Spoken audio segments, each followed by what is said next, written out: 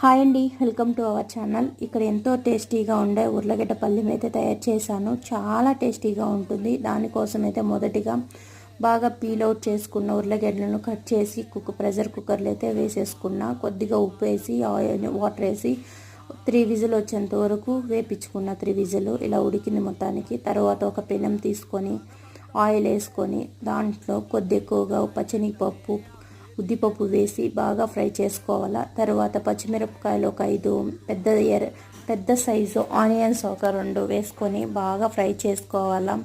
కొద్ది salt add చేసుకోవడం వలన తొందరగా అయితే ఆనియన్స్ ఫ్రై అవుతాయి. తర్వాత ఒక 4-5 రెబ్బలు కచ్చాపచ్చగా దంచి ఉంచుకున్నాం తెల్లగడ్డలు అట్టే పసుపు వేసుకొని బాగా ఫ్రై అయినాక అంతే మ్యాష్ చేసి ఉంచుకొని ఉన్న పొటాటో అయితే యాడ్ చేసేయడం అంతే ఫ్రెండ్స్.